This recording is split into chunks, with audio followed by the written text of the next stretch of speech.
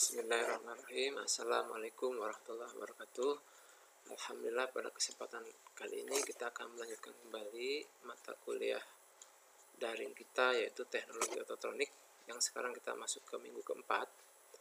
Fokus pembahasan kita kali ini yaitu masih membahas sistem EV, namun kita fokuskan sekarang ke motor dieselnya, bagaimana proses penyaluran bahan bakar dan pengontrolan dari injeksinya pada motor diesel tersebut. Baik, mari kita perhatikan. Ya. Kalau kita lihat, sistem injeksi elektronik pada mesin diesel itu bermacam-macam. Dan dalam kesempatan kali ini yang akan kita kupas itu ada 4 ya. Seperti tertera di sini, yaitu sistem common rail, sistem unit injektor, sistem satu pompa injeksi melayani semua injektor, dan sistem dengan satu pompa injeksi melayani satu injektor. Untuk sistem common rail, insya Allah akan lebih detail nanti pada pertemuan minggu ke-15 ada khusus untuk materi sistem common rail ya. Coba Anda cek kembali bahan ajarnya yang sudah diupload di e-learning untuk mata kuliah teknologi ototronik ini. Penjelasan-penjelasan atau tujuan-tujuan atau topik-topik utama dari sistem common rail pada minggu ke-15 itu apa aja ya. Baik, kita lihat secara umum di sini. Ya, kita kupas satu-satu. Yang pertama sistem common rail. Ya. Jadi sistem common rail merupakan salah satu sistem EV-nya mesin diesel yang penyaluran bahan bakarnya itu menggunakan common rail atau pipa rail ya. Jadi pipa bersama yang digunakan untuk sekian injektor. Dan pengaturan injection timing dan injection quantity, jumlah bahan bakar dan saat penginjeksinya itu diatur menggunakan ECU ya, Electronic Control Unit. Pompanya di sini hanya bertugas ya, untuk menghasilkan suplai bahan bakar dengan tekanan tinggi. Memang ada beberapa variasi tekanannya. Untuk tekanan tinggi ada yang mulai dari 1350 bar sampai 1800 bar ya. Itu referensi yang ada saat ini. Sedangkan untuk pengontrolan dari penginjeksian ke injektor itu diatur secara terpisah oleh ECU. Itu yang common rail. Istilah common rail pun juga ada orang menyebut dengan istilah CRVS ya. Common rail fuel injection system atau common rail injection control system. Namun istilah-istilah setiap pabrik juga biasanya berbeda. Coba silakan Anda cek di internet ya. Misalkan untuk Toyota apa istilahnya, nama spesifiknya, di produk lain apa nama spesifiknya. Baik, kita lanjutkan. Ini contoh ya, mesin common rail yang ada di workshop kita. Ya, kita belum bisa perkuliahan offline, jadi mudah-mudahan setelah normal kembali kita bisa offline melakukan perkuliahan secara tatap muka langsung. Jadi ini komponen utamanya dari common rail itu ada namanya supply pump di sini ya. Letaknya di sebelah sini supply pump. Kalau kita perhatikan supply pump itu ada beberapa komponen di sini. Ada katup pengatur tekanan bahan bakarnya. Ini ada nanti saluran yang pengembali dari tekanan berlebih ke tangki. Ini ada sensor suhu dari bahan bakar itu sendiri. Nah, ini yang saluran keluarnya, dan ini ada suction control valve-nya di sini. Di sini ada katup ceknya atau cek valve-nya. Dan ini yang kita sebut dengan supply pump itu sendiri ya. Jadi ini komponen-komponennya yang melekat pada supply pump. Kalau kita perhatikan di bagian dalamnya, di dalam supply pump itu ini ada feed pump. Jadi pompa pemberinya ini feed pump nanti mengalir melalui suction control valve-nya. Jadi suction control valve ini untuk mengatur jumlah aliran bahan bakar dari feed pump yang akan dialirkan ke plunger Ini diatur secara elektronik oleh ECU, sehingga nanti tekanan bahan bakar yang akan masuk ke pipa rel ke sini bisa stabil, bisa tetap konstan sesuai dengan kebutuhan mesin, sesuai dengan beban dan putaran dari mesin itu sendiri. Jadi ini sangat vital di sini ya, yang fungsi dari suction control valve. Dan ini pengaturannya, kalau valve itu berarti sebagai aktuator yang diatur oleh ECU. Baik, kita lihat gambar berikutnya. Ini yang tadi di sini supply pumpnya, ini yang kita sebut dengan common rail itu sendiri ya. Jadi common railnya ini sebelah sini. Untuk tipe yang lain bisa jadi letaknya berbeda, tidak di sini, ada yang di sebelah atas ya. Jadi untuk yang di workshop kita ini di sebelah sini common railnya posisinya. Dan sebelah atasnya kalau kita perhatikan ini ada injektornya, ada 4 buah karena dia 4 silinder. Nanti di sini ada solenoidnya dan injektornya di bagian dalam. Ini saluran pipa-pipanya. Terus ini standnya kalau kita perhatikan, ini bagian ECU-nya. Terus pintas gambaran dari common rail yang ada di workshop kita, ya, engine stand-nya. Baik, kalau kita perhatikan rangkaiannya secara sederhana adalah seperti ini, ya. Ini yang common rail yang tidak dilengkapi dengan pompa listrik ya di dalamnya, tapi dia ada supply pump di sini, ada feed pumpnya di sini. Jadi ini ada pompa, nanti ada filter di sini, ya, ada filter.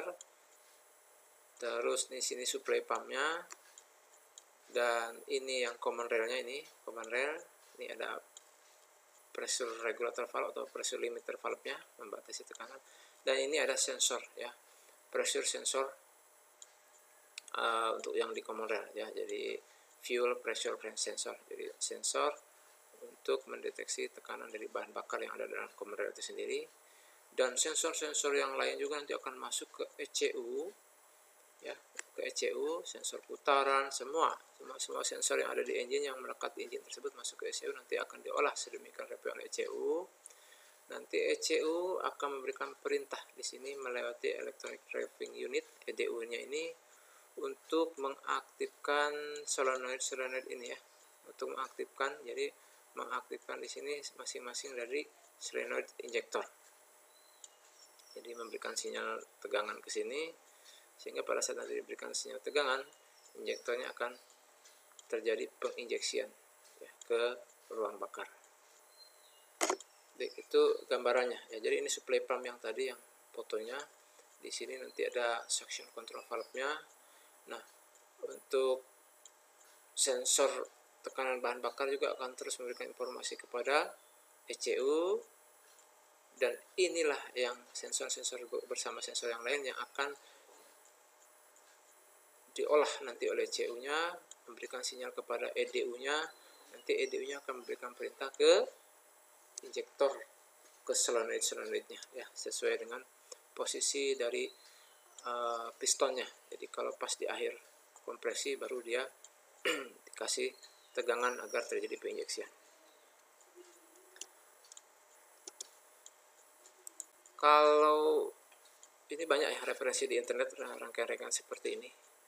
Kalau kita perhatikan yang ada juga common rail yang menggunakan pompa elektrik ya di sini. Jadi feed pumpnya atau supply awalnya dibantu oleh pompa elektrik. Jadi silakan Anda pelajari kembali di internet contoh mobil apa yang menggunakan supply pump, menggunakan fuel pump elektrik di sini ya. Dan mobil apa yang tidak dilengkapi di tangkinya fuel pump. Dan itu sebagai tugas tambahan nanti di resume Anda untuk dicatat, dimasukkan dalam resume dan dikumpul ke Komting di akhir pertemuan minggu keempat nanti, baru dikirim ke email ya dalam bentuk PDF. Tapi secara umum kalau kita perhatikan dengan rangkaian sebelumnya ini hampir sama ya. Jadi supply pump ini karena ini hanya listrik ya, dibantu secara elektrikal, pompa listrik, dia akan berikan supply ya, supply ke sini lewat filter terus ke pompa tekanan tingginya, dan dari pompa tekanan tingginya dia akan memberikan tekanan standby yang tinggi yang sudah standby sampai ke pipa common rail ini, sampai di ujung dari injektor. Tapi dia belum nyemprot ya, sebelum dikasih tegangan pada selanjutnya. Dan yang kelebihan dari tekanan dia akan dikembalikan kembali ya, sama yang ini juga sama, akan dikembalikan kembali ke tangki ya. Jadi ini jalur pipa yang sudah rendah ini ya, yang sudah rendah sini. Oke, itu gambaran umumnya dari common rail. Kalau kita perhatikan, jadi kalau kita perhatikan ini dari tangki dihisap oleh pompa tekanan tingginya ini menghasilkan tekanan tinggi ke pipa rel ini. Untuk generasi ketiga ini sekitar 1800 bar ya. Kalau kita bayangkan kali PSI itu berarti sekitar 26.000 PSI. Kita bisa bayangkan betapa tingginya kalau dibandingkan dengan ban motor yang hanya 33 PSI. Jadi lebih dari 700 kali lipatnya. Oke, dari tekanan tinggi ini kan ada sensor memberikan informasi ke ECU. Nah, ECU ini lewat EDU-nya lah akan memberikan sinyal secara masing-masing ke injektor sesuai dengan posisi dari piston ya. Baik, kalau kita perhatikan dari posisi injektornya, nah injektornya bagaimana cara kerjanya kalau kita perhatikan. Pertama berarti ini tadi dari supply pump masuk minyak atau bahan bakar yang sudah bertekanan tinggi, ini posisinya seperti ini. Jadi ini ada saluran, ini juga ada saluran ke sini, dan ini ada saluran. Sini ada valve, yang di sini solenoid injektor. Jadi karena ini berbahasa Inggris ya, kita ngambil dari referensi di internet gambar ini. Silakan Anda maknai kembali ya. Nanti yang muncul tulisan-tulisan sini, dan seperti biasa disalin ke buku resumenya. Nah, valve di sini kalau kita perhatikan masih tertutup seperti ini kalau belum dikasih tegangan. Jadi minyak standby, belum mampu mengangkat di katup jarum ini ya. Needle-nya belum bisa terangkat sehingga belum terjadi penginjeksian. Oke, itu dia minyak masuk ke sini. Terus oke, selesai ya. Nah, jadi pada saat dikasih solenoidnya, dikasih tegangan oleh ECU sehingga menjadi magnetnya inilah akan mengangkat ya, mengangkat dari katup ini. Kita bisa lihat nih tadi tekanannya ini kan, tekanan yang dari sistem ini kan ke sini juga ngalir masuk ke sini. Kalau ini terbuka, maka minyak atau bahan bakar yang berada di atas needle ini, jarum ini, maka akan terbuang ya, akan terbuang ke sini ya. Sehingga apa yang terjadi, tekanannya akan hilang ya. Kita perhatikan, nah dia akan terangkat. Nah, terangkatnya seperti ini, maka minyak yang bertekanan tadi atau bahan bakar yang bertekanan tadi akan terbuang ke sini, sehingga memungkinkan katup jarumnya ini yang dalam injektor bisa terangkat ya, melawan pegas seperti ini, bisa terangkat, bergeser, sehingga minyak yang bertekanan tinggi yang sampai 1800 bar tadi bisa langsung menyemprot atau menginjeksi ke ruang bakar. Ya, kita perhatikan di sini. Nah, sehingga dia bisa, jarumnya bisa terangkat ke sini karena ruangan di sininya minyaknya bebas ya, minyaknya bebas ke sini, ke sistem, terbuang. Tapi kalau ini di off kan kembali oleh ECU, maka ini akan tutup ya, nutup kembali ya, akan tertutup kembali. Sehingga apa yang terjadi? Nah, apa yang terjadi kalau tertutup? Berarti minyak tidak atau bahan bakar tidak terbuang, maka yang tekanan tinggi tadi akan ikut masuk ke sini dan mendorong lagi ke bawah, sehingga dengan cepat bersama dengan pegas ini, pintelnya atau jarumnya tadi akan menutup ya. Nah, itu dia kalau ilustrasi dari injektor ya. Baik. Itu Itu sepintas dari common rail ya. Insya Allah dalam pertemuan minggu ke-15 kita kupas lebih detail lagi yang khusus common rail. Kita sekarang mengupas yang jenis-jenis dari sistem EV pada mesin diesel itu sendiri. Yang kedua kita kupas adalah unit injektor ya, namanya jenis unit injektor ya. Sistem unit injektor. Jadi ada jenis common rail atau sistem common rail, ada yang sistem unit injektor. Kita lihat ya yang sistem unit injektor. Kalau kita perhatikan, jadi sini ada camshaft. Di dalam camshaft itu biasanya ada rocker arm. Jadi rocker armnya bukan hanya untuk katup masuk dan katup buang, tapi dia ada 3 dalam satu silinder itu. Di bagian tengahnya khusus untuk yang kita sebut dengan unit injektor tadi. Jadi penempatan dari injektor, pompa injeksi dan solenoid valve-nya menjadi satu kesatuan ya, di dalam kepala silinder. Ya.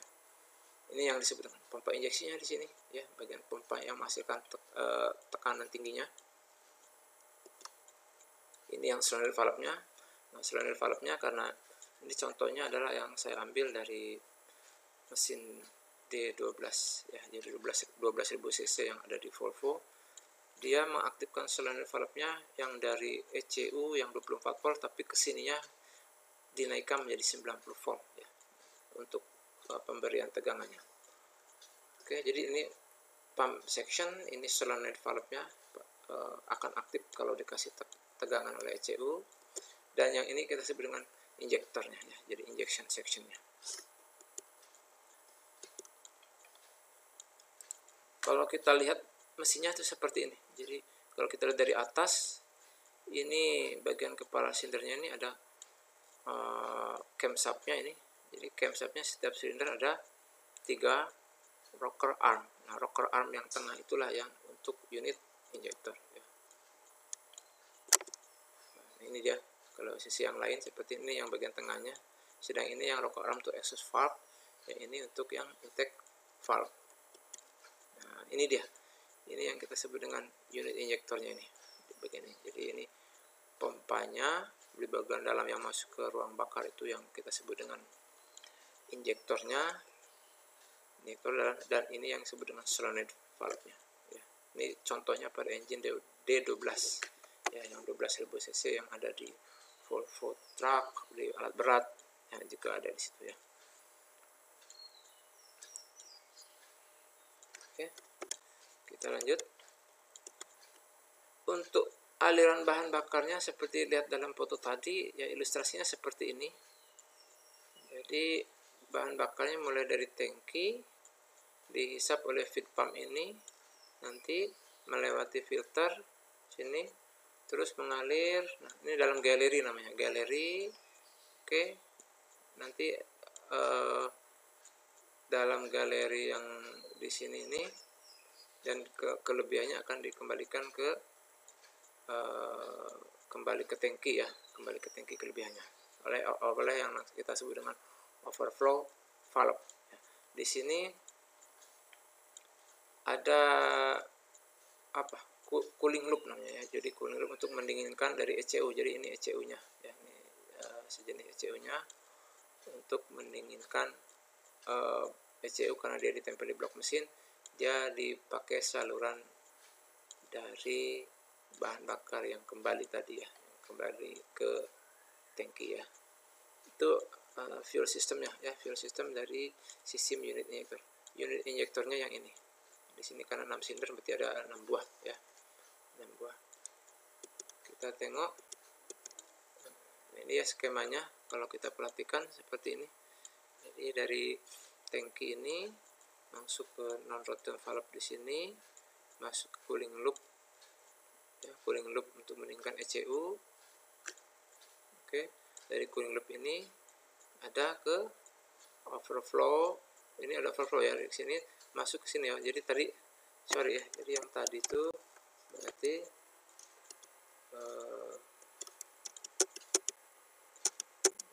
ini tadi, ini yang tadi ini menghasilkannya berarti apa tadi? Dari tangki ini dihisap dulu di sini ya, dari sini nanti dia mendinginkan lewat belakang sini, terus masuk ke feed pump. Nah, feed pump ini baru menghasilkan tekanan tinggi ke sini ya, ke sini. Nah, ke sini ya. Dan yang apa dikembalikan kembali ke tangki yang berlebih. Jadi yang tadi ya, tangki ke sini masuk ke non-rotating valve, ini juga ada filternya ya.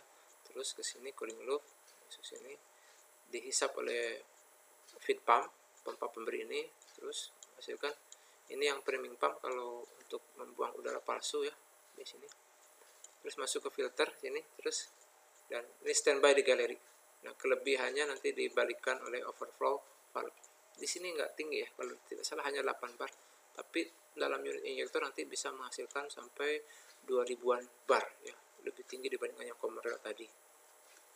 Nah, bagaimana proses bisa menghasilkan tekanan yang tinggi nanti kita perhatikan ya. Nah, cara kerjanya kalau kita perhatikan, karena posisi dari unit injektor langsung ditekan oleh rocker arm, maka rocker arm itu kan ada di camshaftnya ada benjolan seperti ini, sehingga pada saat dia berputar seperti panas seperti ini, maka posisinya berarti rocker armnya akan semakin rendah ya, karena knocknya yang sebelah sini semakin menjauh, sehingga apa yang terjadi?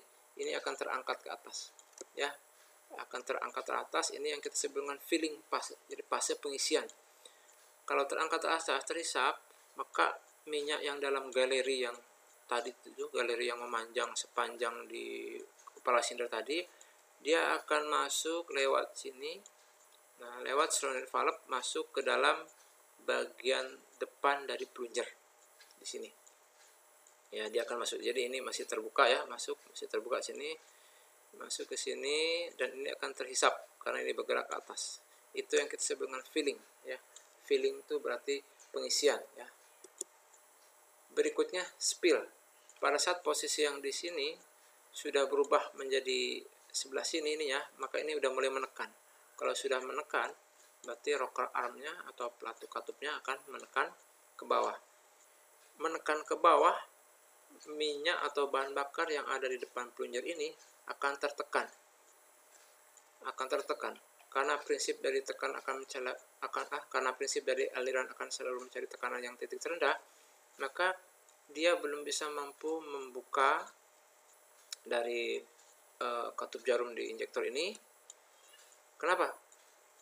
Karena ini sangat kuat pegasnya, dan solenoid valve-nya belum dikasih tegangan oleh ECU, sehingga pada saat tertekan kembali ke bawah oleh knock di sini, minyak atau bahan bakar akan kembali ke galeri. Ini yang kita sebut spilling fase, jadi tahap penumpahan. Jadi selama belum dikasih tegangan oleh ECU, maka walaupun rocker armnya menekan plunger ke bawah, tidak atau belum terjadi penginjeksian di injektor ini. Oke, itu yang kedua. Yang ketiganya adalah yang kita sebut dengan injection pass. Jadi ini yang kita sebut dengan penginjection sampai tinggi, bisa mencapai 2000 bar tadi ya. Lebih tinggi dibandingkan yang komersial tadi yang 1800 bar. Kenapa bisa tinggi? Yaitu tadi, minyak yang terjebak di dalam plunger, tadi kan posisinya di sini waktu spilling fase, waktu tahap penumpahan. Sekarang injection fase berarti sudah masuk, bergeser ke arah lebih jauh lagi sini, dan pada saat yang tepat ECU memberikan tegangan 90 volt ke solenoid valve ini, sehingga dengan serta-merta valve-nya langsung tertutup. Saluran pengembalinya langsung tertutup sedemikian rupa, terkunci minyaknya, sedang plunger terus menekan ke bawah, maka tekanan yang tinggi tadi akan mampu melawan, karena ini posisinya tirus, akan mampu melawan pegas ya, plunger, sehingga katup jarumnya terangkat dan terjadilah pengkabutan. Jadi ini yang kita sebut dengan injection fase. Jadi fase penginjeksian, tahap penginjeksian itu. Posisinya adalah sedang dalam posisi ditekan rocker armnya. Yang keempat, ini hanya beberapa saat dari posisi ini, yaitu bergeser sedikit, tapi ini sudah tidak dikasih tegangan. Jadi pemberian tegangan kan sangat-sangat singkat ya. Ada yang mungkin 3 milisecond, 5 milisecond dan sebagainya. Jadi sangat-sangat singkat, 5.000 detik. Sehingga walaupun posisinya masih ditekan oleh cam rocker arm tersebut, karena sudah tidak ada tegangan dari ECU, maka minyak atau bahan bakar tadi langsung, karena posisinya sudah terbuka kembali salurannya, langsung kembali ke galeri dan nozzle tadi langsung ditekan oleh pegasnya, springnya, menutup ke posisi semula sehingga pengkabutan langsung off. Jadi injeksi hanya terjadi pada saat ini ya. Lamanya dari penginjeksian ini tergantung dari beban dan putaran. Jadi semakin tinggi putarannya, semakin besar berat bebannya, maka ECU akan memberikan sinyal tegangan yang lebih lama ke solenoid injektor, sehingga posisi penginjeksinya, penyemprotannya akan lebih banyak. Oke, jadi itu yang kita sebut dengan sistem unit injektor ya. Ada tahap filling, spilling, injection, dan pressure reduction fase ya. Itu yang keempatnya itu. Tahap pengurangan tekanan. Kalau kita perhatikan animasinya ya, seperti ini ya. Ini kita perhatikan nih lagi spill ya, lagi filling, lagi pengisian ke dalam ini karena bergerak ke atas langsung itu spill terus. Oke, kita lihat satu-satu biar apa. Jadi kita sebut dengan filling. Jadi selama bergerak ke atas minyak ini berarti ini masuk di bagian plunger lewat galeri, lewat katup solenoid valve yang belum terkunci oleh injektor. Terus, nah pada saat dia ditekan ke bawah namun belum dikasih tegangan, maka minyak masih kembali tadi ya ke sini, spill. Tapi sesaat kemudian setelah dikasih tegangan, jadi minyak terjebak. Minyak terjebak. Kita lihat ulang satu-satu. Filling, spill.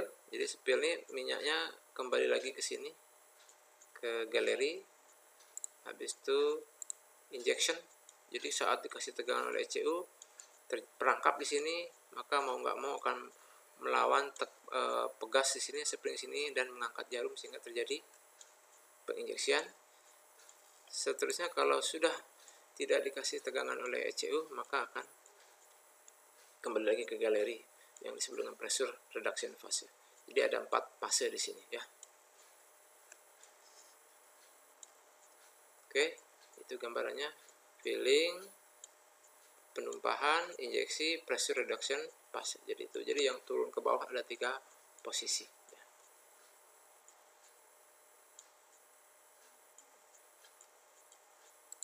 Baik.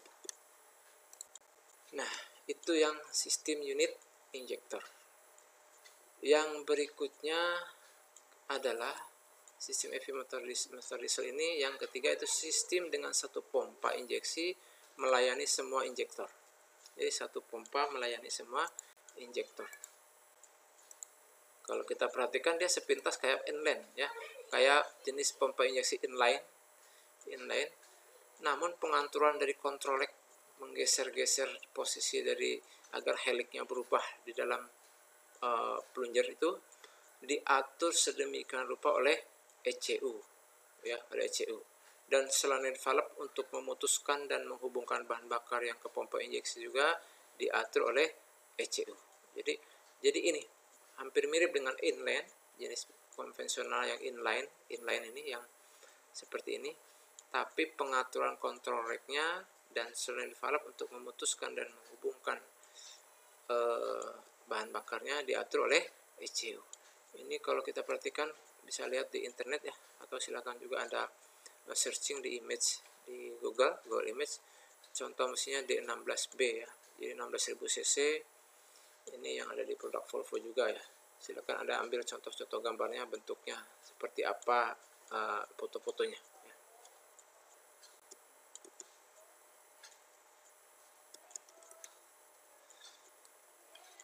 Jadi salurannya ya seperti ini komponennya ya. Jadi ada ECU-nya dalam blok ini, ada cooling circuit-nya ini untuk mendinginkan ECU, karena ECU-nya ditempel di blok ya. Jadi pendinginannya dari bahan bakar yang baru masuk dari tangki.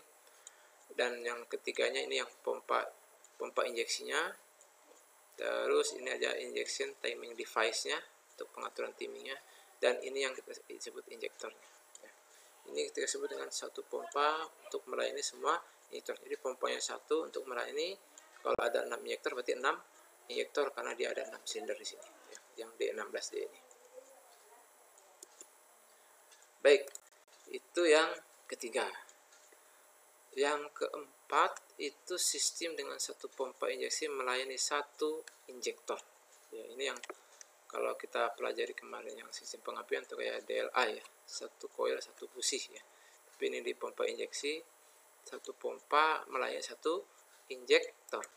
Apa bentuknya kita perhatikan seperti ini ya. Jadi penempatannya adalah seperti ini. Jadi ini pompa injeksinya terpisah satu-satu ini. Nah, ini injektornya. Ya, ini pipa-pipanya seperti ini. Jadi antara pompa dengan injektor terpisah. Sepintas hampir mirip dengan unit injektor. Cuma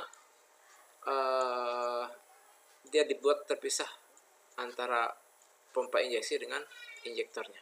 Ya, sedang tadi unit injektor kan menyatu dan posisinya langsung di atas kepala cylinder head atau ya di atas bagian atas dari cylinder headnya ya.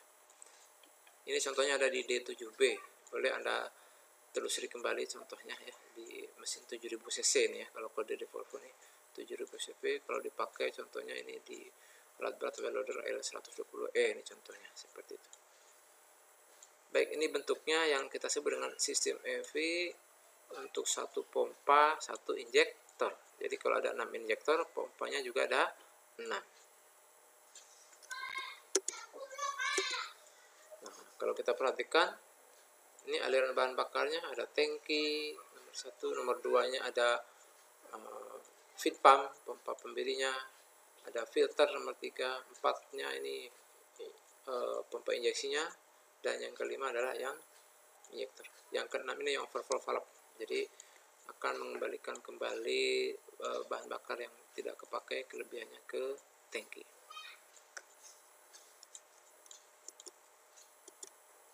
Nah, kalau kita melihat tahapnya sama kayak yang unit injektor, ada 4. Yang pertama filling. Kalau filling tadi yang unit injektor kan bergerak ke atas. Kalau ini bergerak ke bawah. Kenapa? Karena posisi dari camshaftnya kan di samping, di arah bagian bawah mesin sebelah kanan tadi ya. Kalau yang tadi kan yang unit injektor di bagian atas kepala silinder. Jadi pada saat knock-nya minimal, tidak tertekan oleh knock petenjolannya itu, maka plunger akan bergerak ke bawah, turun. Nah, pergerakan ke bawah ini akan membuat minyak dari galeri ini, dari galeri yang sepanjang dari yang ada di blok tersebut, akan masuk lewat solenoid ini, katup solenoid yang terbuka sehingga masuk ke dalam bagian depan dari plunger ya. Jadi bahan bakar masuk di sini ya, bahan bakar ke bagian depan atau bagian atas dari plunger ya.